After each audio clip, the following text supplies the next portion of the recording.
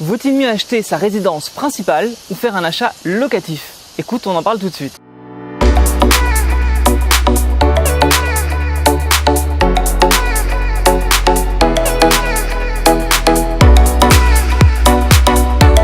Moi c'est Nico du blog Oser Investir, j'investis dans la colocation, j'investis à distance et sans CDI. Bien sûr tu peux t'abonner à ma chaîne YouTube mais aussi utiliser tu vois la petite cloche afin d'être toujours au courant quand je publie une nouvelle vidéo. Et tu peux aussi, alors juste en dessous de la vidéo, il y a un lien, télécharger mon guide gratuit des villes les plus rentables en France pour faire de la colocation.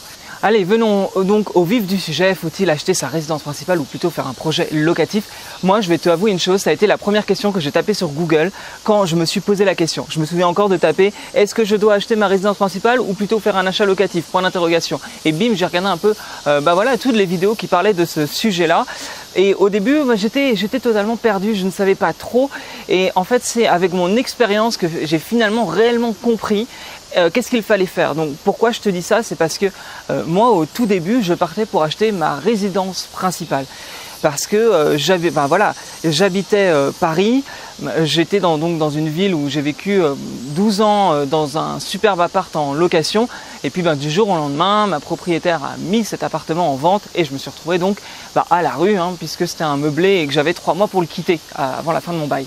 Et ce qui s'est passé, c'est que vraiment, je me suis dit, à ce moment-là, je vais acheter ma résidence principale parce que n'ayant pas de CDI, bizarrement, c'était plus simple pour moi d'acheter un appartement. C'était plus simple de convaincre une banque que de convaincre un propriétaire. Et ça a été assez facile parce qu'effectivement, en 2 semaines, j'ai trouvé un appartement qui était relativement correct, qui était même un coup de cœur. Et on apprendra, j'ai appris plus tard, en tout cas que par la suite, quand on fait du locatif, il ne s'agit pas d'être au coup de cœur. Et là, moi, c'était pour ma RP, donc j'étais coup de cœur égale achat. Et c'est ce qui s'est passé, mais c'était juste ridicule puisque c'était un 15 mètres carrés, alors centre Paris certes, mais on atteignait une enveloppe totale et encore il y avait des travaux à faire, mais sans travaux, à 200 000 €, 15 mètres carrés, tu entends bien. Et je suis parti dans cette aventure. J'ai commencé à voir les banques. J'ai vu que même sans CDI, j'avais 2 banques qui me suivaient, mais déjà juste en claquant des doigts et c'était très simple. Et là, je me suis dit, est-ce que je ne fais pas une erreur? Et je me suis renseigné, c'est là que j'ai commencé à me renseigner un peu sur le locatif, etc. Et finalement, oui, rapidement, je me suis dit, mais si j'achète cet appartement, je ne pourrais pas faire du locatif comme je veux. Là, disons que l'appartement que j'allais acheter, j'y voyais aucun avantage. Il y avait des prêts à taux zéro dessus. Et il était plus cher que le prix du marché. Bref, que ce soit pour une revente dans les 2, 3, 4 ans ou faire du locatif, je ne pouvais pas parce que c'était un prêt à taux zéro et que j'étais bloqué pendant 6 ans.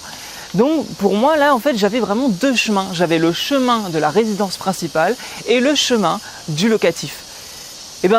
J'ai fait un choix. Et j'ai tout simplement décidé d'annuler cette vente. Tout le monde m'a dit que j'étais fou. Tout le monde m'a dit que j'étais complètement dingue de vouloir annuler cette vente parce que étant justement sans CDI, les banques me suivaient. Donc on m'a dit mais non, achète cette RP. J'avais même un ami banquier qui me disait mais on te prêtera jamais de l'argent pour faire du locatif. Donc ne le fais pas, prends ta RP.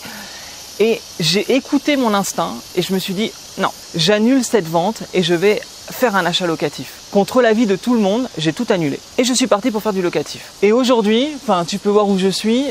Honnêtement, si je m'étais endetté vraiment très cher pour une RP qui vraiment me mettait dedans financièrement, je ne serais pas là par exemple à Bali en train de profiter sans être maintenant...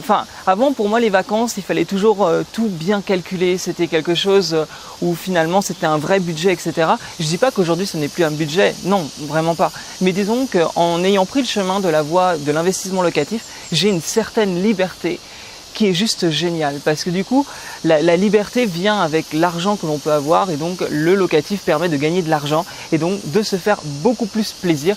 Et tu peux constater, là je suis dans un superbe hôtel, il n'y a personne, j'ai un sentiment de liberté qui est génial. Mais donc le locatif, pourquoi? Ce qu'il faut vraiment retenir de cela, ça dépend de ce que tu veux. Là, à l'heure actuelle, tu n'as ni de résidence principale, tu n'as ni un appartement locatif. vraiment qu'est-ce que tu veux. Est-ce que tu veux prendre un achat, on va dire, avec de la sécurité pour du patrimoine, pour ta famille, pour tes enfants? Alors peut-être que la résidence principale sera un achat où tu vas te sentir en sécurité. Et donc ce sera le bon choix.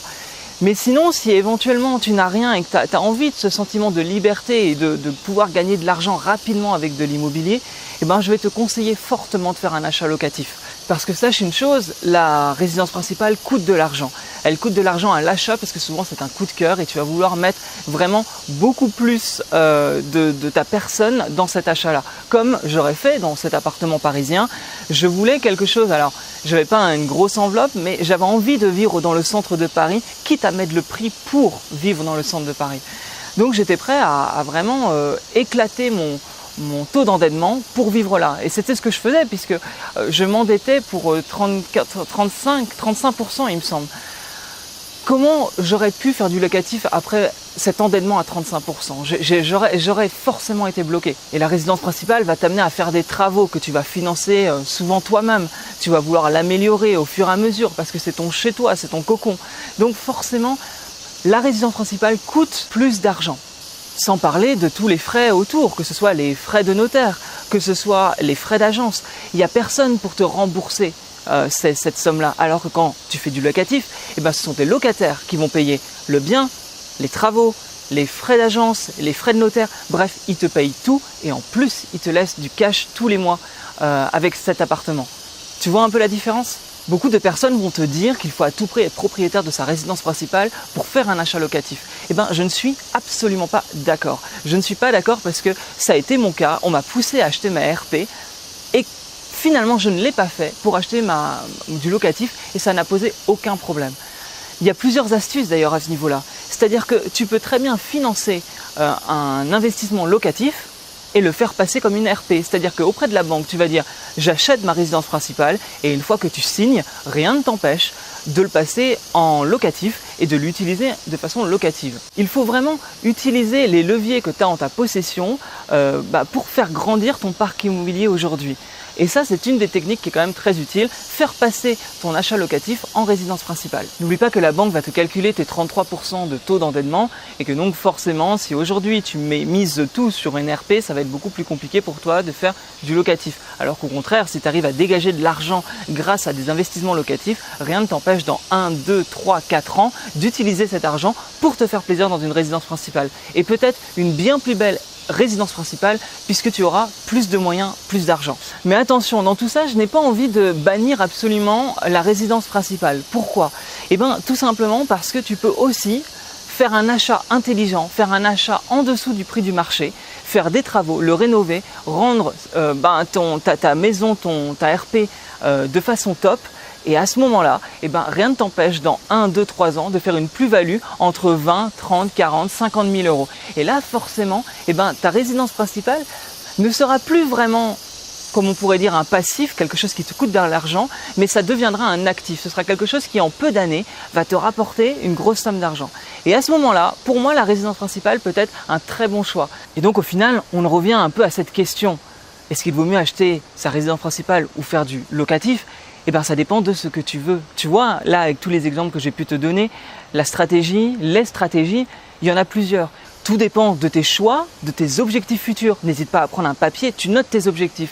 Tu notes ce dont tu as envie dans 5, 10, 15 ans et tu vois quelle est la stratégie qui sera le mieux adaptée pour toi.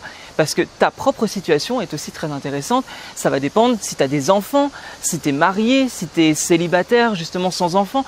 Tout ça, ça va être des choix qui vont finalement appuyer la stratégie que tu vas utiliser. Mais encore une fois, il y a plusieurs façons de voir les choses. Moi, en l'occurrence, ça a été de ne pas acheter ma résidence principale qui m'a permis de pouvoir investir dans l'immobilier et atteindre, comme je le fais là, petit à petit, le mode de vie que je souhaite vraiment. Donc, je ne regrette absolument pas. Si j'avais acheté ma RP, ça aurait été une très grosse erreur pour moi. Bon bah écoute, je te remercie d'avoir regardé cette vidéo. N'oublie pas, tu peux t'abonner à ma chaîne YouTube. Tu peux également télécharger juste en dessous de cette vidéo mon guide gratuit des villes les plus rentables en France pour faire de la colocation. Et puis je te dis à la prochaine pour une nouvelle vidéo. Salut!